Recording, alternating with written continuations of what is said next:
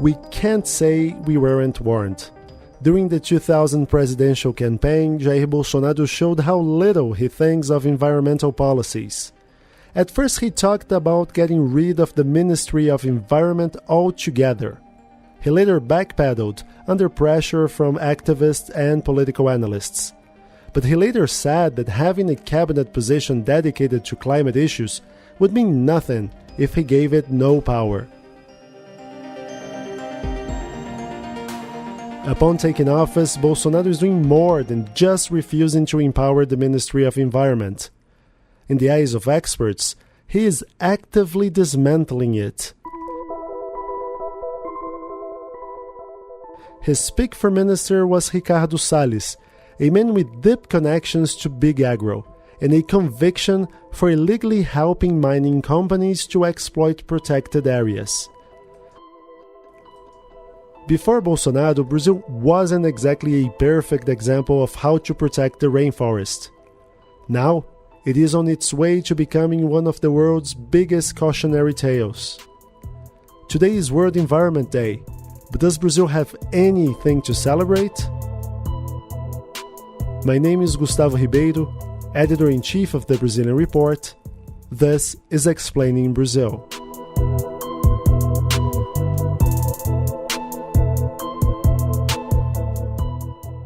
We cannot talk about environmental policies in Brazil without introducing the Rural Caucus.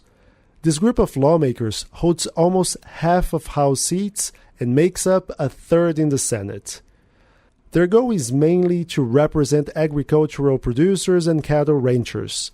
For decades, their agenda was largely focused on blocking legislation which was against their interests. But for the first time, it seems, the caucus has an administration which is 100% on their side, and they want to use the opportunity to cash in. In the political patchwork that is Jair Bolsonaro's administration, one thing has been consistent. Big Agro holds all the cards. The Ministry of Agriculture is led by the former leader of the Rural Caucus in Congress. Meanwhile, Brazil's Forest Service is led by another former representative of Big Agro, who has time and time again criticized restrictions on deforestation. Yes, you heard that correctly. The chief of Brazil's Forest Service is pro-deforestation. Within the first 5 months of 2019, the government has bent over backwards to defend the interests of landowners and cattle ranchers. Between January and May, the number of fines issued by Brazil's environmental agency was the lowest in 11 years. And recently the agency inaugurated some unorthodox tactics, publicly announcing where it will monitor against environmental crimes, which kind of defeats the purpose of having auditors in the first place. But there are two moves that could escalate the dismantling of Brazil's environmental policies. The first one is the revision of conservation units and areas of forest protection. This is Sam Cowie, a British journalist specialized in covering the Amazon region. That covers about 9% of national territory in Brazil. It's 334 units altogether. You know, some of these are areas of total forest protection. Others are national parks, as they're known. Others are what are known as sustainable extractive reserves, where essentially people live there and they may collect castagna nuts, they may sap, they collect rubber sap from trees, etc. It's basically about keeping people in the forest to keep the forest standing, essentially. Now, the Environment Minister, Ricardo Salles, has said that he wants to take a look at, wants to revise these conservation units, all 334 of them. Apparently, he wants to, reassess them. He says that, some of these units were basically, put under protection, in a very arbitrary manner. That's his argument. The second is a bill presented by two senators, Mauricio Bittar and Flávio Bolsonaro, none other than the president's eldest son. Their idea for their bill is to basically end what's known as the reserva legal. Now, the reserva legal is a stipulation that was first put in place by Fernando Henrique Cardoso and then expanded during the Lula government. And that was that basically rural property owners must maintain a part of their property with forest and native vegetation. They can't just cut it all down to make more space for rearing cattle or growing soy or other crops, basically. Now, the argument of Mr. Bittar and Mr. Bolsonaro Jr. is that this infringes on the sacred right of private property in Brazil. And of course, the members, at least, of the Ruralista caucus, the agricultural caucus in Congress, and their backers and funders across the nation, are in favor of this. They say that in the Amazon, for example, you must keep 80% of your land with native vegetation and forest. They say that's too much. In the southern states, it's more like 20%. But of course, we have to remember that Amazon properties tend to be, much greater in size. So these are two factors. These are two parts of two policies that haven't been enacted yet, but are really worrying environmentalists. These changes haven't been enacted yet, which doesn't mean they are not harmful, as Sam describes. 80% of Amazon deforestation happens on either private property or areas which are in dispute, basically, where people are trying to claim property. So if we're talking purely about the Amazon, if there's a law coming in, or a law that might be voted on that says, you don't need to keep 80% of your property forested, it's okay to deforest more on your property, then this sends a message to these property owners that basically they can start cutting down trees on their properties and clearing their properties to create more space for rearing cattle and for growing soy. It's important to remember as well that, for every single head of cattle, you're supposed to have around an area the size of a football pitch for every single head of cattle, they say, in order for that cow to basically grow healthily. Of course, in practice, that's not always the way cattle are squeezed onto properties too. But basically, the message that's being sent on the ground in one aspect is that for property owners, if you deforest your properties right now, you're not going to be punished. And this is also further evident for the fact that there is a bill in progress right now that's being debated in the Senate and may go to the House to be voted on, the lower house, which basically extend the amnesty provided for illegal deforesters and for people that were supposed to replant trees on their properties after they'd deforested from 2012. This was during the Dilma Rousseff administration with the new Código Florestal, the new forest code, which was extremely controversial at the time.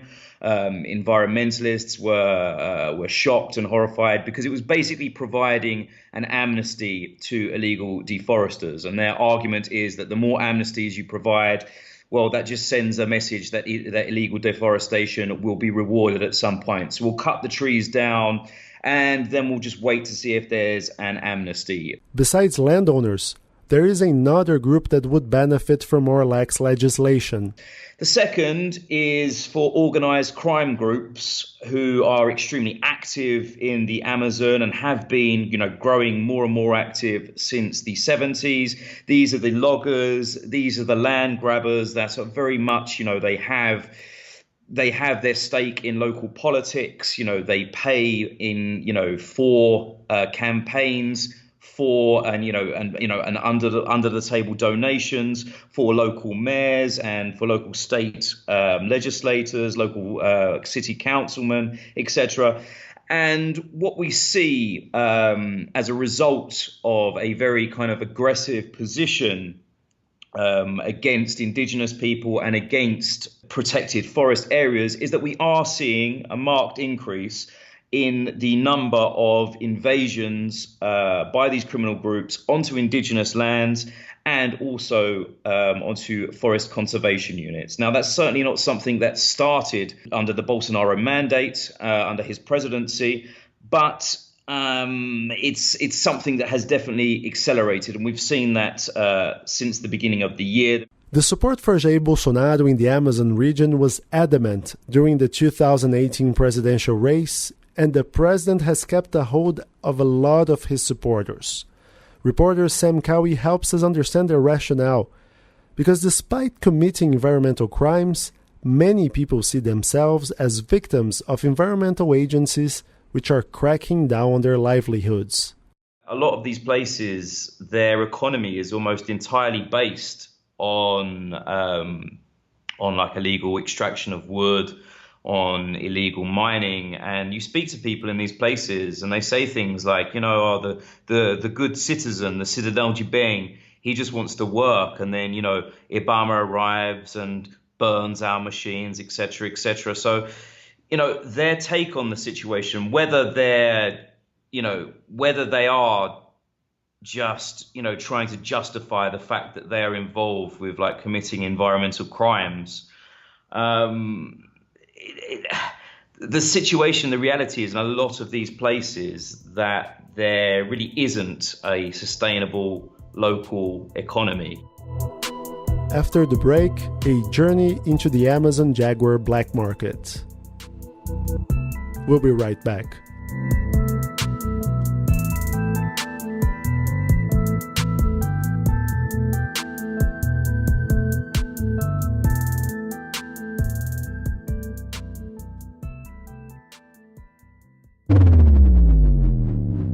Ponto Futuro Rio is the B2B conference about technology for decision makers. On June the 5th, in Rio de Janeiro, 25 speakers from Brazil and abroad will get together to discuss how technology transforms businesses and society. The theme for this year's edition, the third already, is Augmented Humanity, or amplifying human abilities through technology, and how this transformation shapes new relations and calls for adaptation. For more information, go to Futuro, that's future with a no at the end, -rio.com. Futuro-rio.com. My name is Eduardo Franco Berton. I am an investigative journalist. It was not until 2016 when I started to find a little bit more about this new way of hunting the jaguar for their body parts. We basically started to investigate what was going on with the jaguar, and we found a lot of alarming things. The journey was quite intense. 10 regions in 3 countries that we visited for this investigation. Jaguars once ranged from the southwestern U.S. to Argentina. Now their range only covers part of Mexico, Central America, and the northern to central part of South America. The jaguar populations were recovering from the hunting back in the 1960s. Suddenly, this new threat appeared, which is hunting the jaguars for their body parts. So the main part that it's being demanded is the fangs, especially in Bolivia and Peru. And these fangs are being sold to Chinese citizens, and they are buying these fangs directly from hunters, collectors, artisans, and sellers in the black markets. And they are transporting these fangs and skulls as well on suitcases directly to China. So, as an example of this, there was a very important case in 2015 where a Chinese businessman that used to live in Bolivia. He was caught on the Beijing airport with 119 jaguar fangs that he was extracting from Bolivian forest. So this shows us how these fangs are the main demand.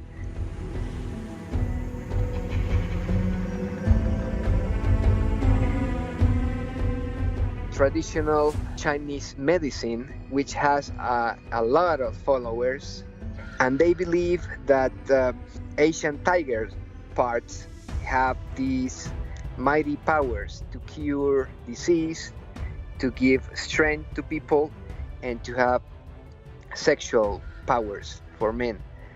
So, considering that tigers are going extinct in the wild, there's less than 4,000 tigers in the wild.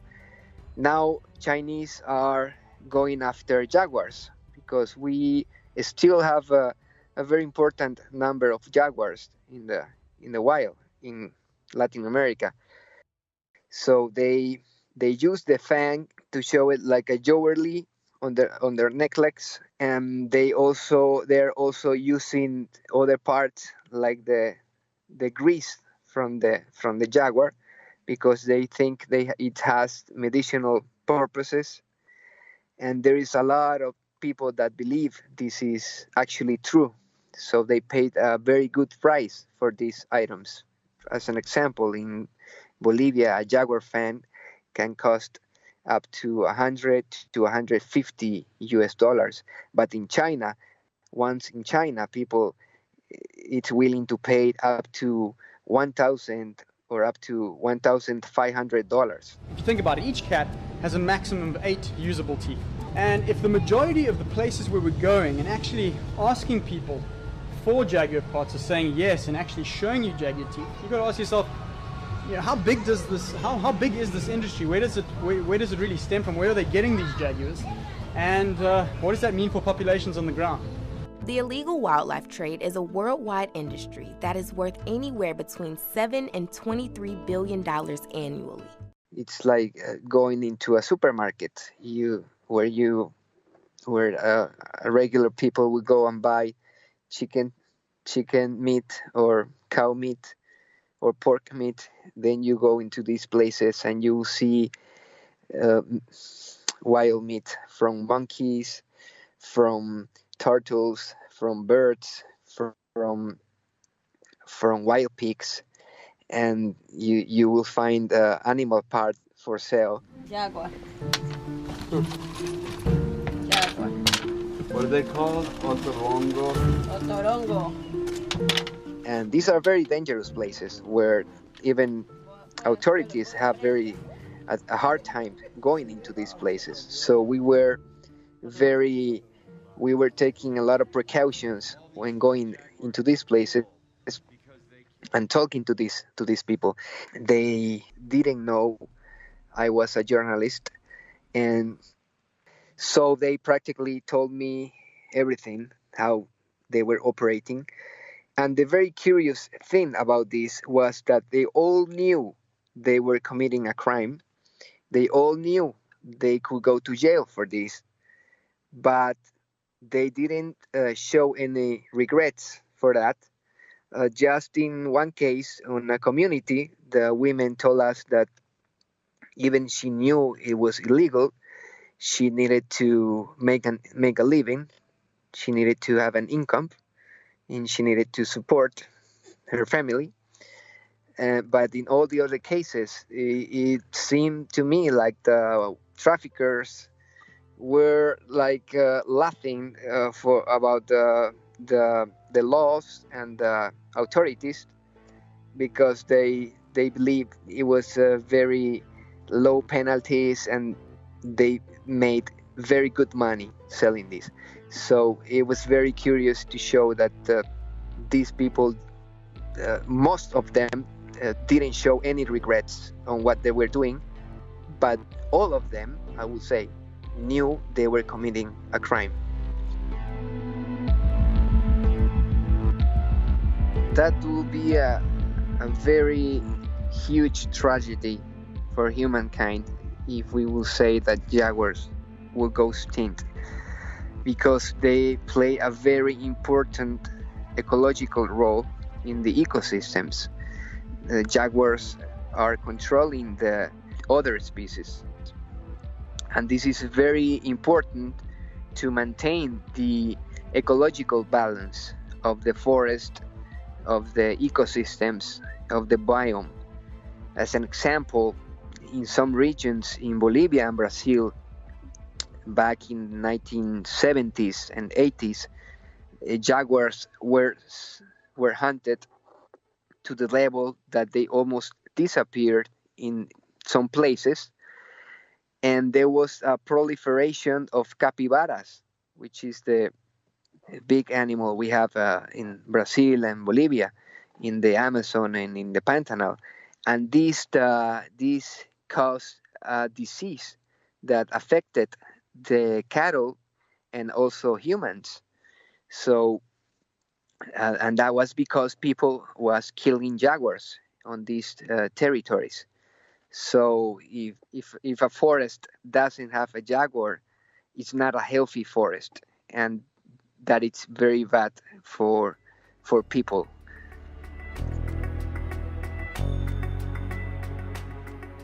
This podcast was written and prepared by me, Gustavo Ribeiro. Maria Marta Bruno produced this show, and Iwan Marshall edited the final script. A special thanks to Eduardo Franco Berton, our partners at Info Amazonia, High Bolivia, and Manga Bay. If you want to read Eduardo's investigation on the black market of Amazon jaguar body parts, the link will be on the Brazilian Report website. And if you like this podcast, rate us on any platform you may be listening to Explaining Brazil. It takes only a second, but it is really important for us. And many people ask me how they can support this show. The best way is to subscribe to the Brazilian Report, the journalistic engine behind this podcast. Every day we have new content about Brazilian politics, finance, and society. We've also got exclusive newsletter services if you want to be briefed about what's going on in Brazil before starting your day. Subscribe now to our free trial and enjoy all of our content for 7 days, and it is really free. You don't have to submit any credit card information whatsoever. Just go to brazilian.report/subscribe. You can also follow us on Facebook and Twitter. Our handle is @BrazilianReport. That's all for now. See you next week.